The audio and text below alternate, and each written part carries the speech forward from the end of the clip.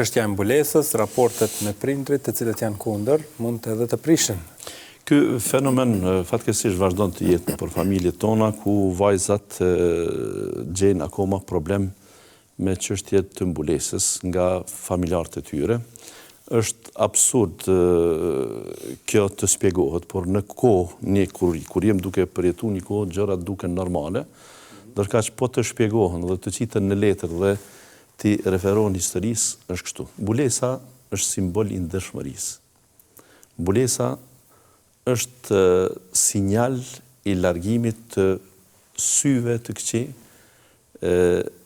zemrave dashakësia ndaj një gruaje që ne jemi njerëz të gjithë, pra që i fuqishmi e atakon të dobtin në këtë rast, pra gruaja është më e dobët, mashkulli është më i fuqishëm, mashkulli kërkohet të jetë në rrugë, në punë, etj. Dhe gruaja nuk do të thotë që ajo nuk duhet të dalë nga shtëpia, por ajo duhet të jetë më e mbuluar në trupin e saj që të mos shpërfaq bukuritë që për mashkullin janë joshse. E që i bie pra mbulesa në dëshmëri.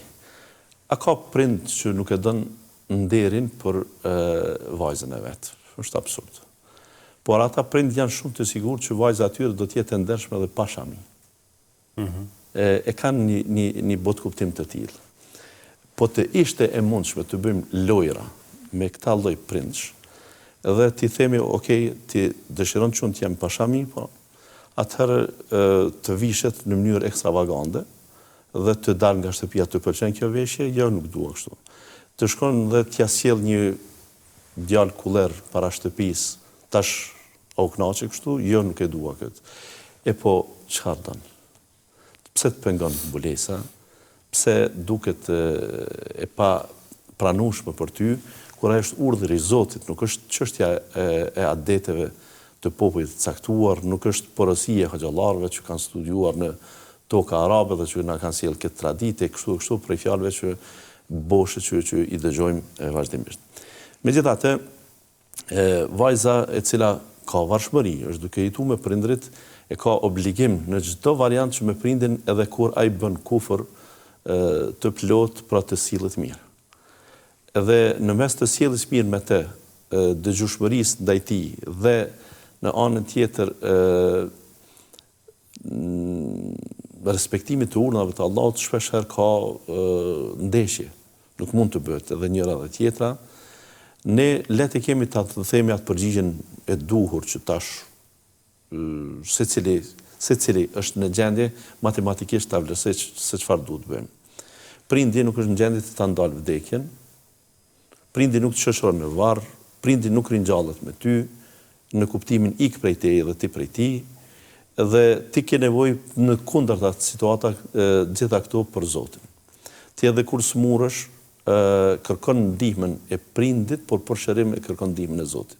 Madje edhe mjekët që të mjekojnë, ndoshta kërkojnë parat të paguhet shërbimi, medikamentet, ilaçet e tjera prej prindit, por ata në fund suksesin as të vetvetja tyre mjek nuk e varin, por të Zoti. Atëherë ti ke nevojë për Zotin në çdo çast. Dhe shpëtimi të vjen nga Zoti në çdo situatë, në këtë botë dhe në botën tjetër. Atëherë atë dëgjohet Zoti apo prindi, matematikisht nuk e kemi shumë problem këtë ta japim përgjigjen. Por ne duam që maksimalisht vajzat tona ta respektojnë urdhën e Zotit dhe t'i ruajnë raportin me prindrit. E kjo i bie se ne shpeshherë porosisim që ato të mos nxitojnë shumë shpejt me çështjen e shamis, por edhe kjo nuk nënkupton që ta lënë deri kur prindi të bindet, sepse ndoshta ai kur nuk bindet. Por këto të punojnë me prindin, ta bëjnë gati, ta përgatisin terrenin kur dëshirojnë të vendosin mbulesën, e mbi të gjitha ndonjëherë kur ka plot prej vajzave që prindi mund të jetë pengesë në martesë, por ai nuk e vet. Prindi mund të jetë pengesë edhe për çështjet e shkollimit, filan drejtimi regjistrohet jo atë që ti dëshiron. Ka plot prej vajzave që nuk pyesin fare, sepse është thjesht vullnetimi, unë jam e lirë, unë kam 18 vjet, unë jam e barabartë me prindin para ligjit e tjera. Pra, nëse ka këso qasin në fusha tjera, mos më pyet të çështja e shamis si t'ja bëj.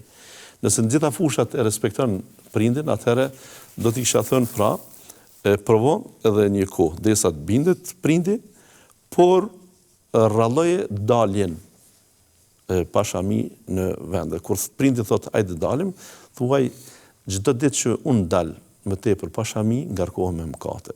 Sa më shumë që ty më mirë kupton që unë të mos dal shumë, të mos më shohin shumë njerëz, pashami unë ndihem më mirë në shtëpi, le ta kuptoj prindi që është duke të privu prej shumë gjërave të rëndësishme të jetës tënde, për shkak të kësaj pengese, madje në të drejtat e njerit kjo është ndërhyrje flagrante, por këtë nuk dua ta them që ta zgjidhin me organet të rendit e kështu me radhë.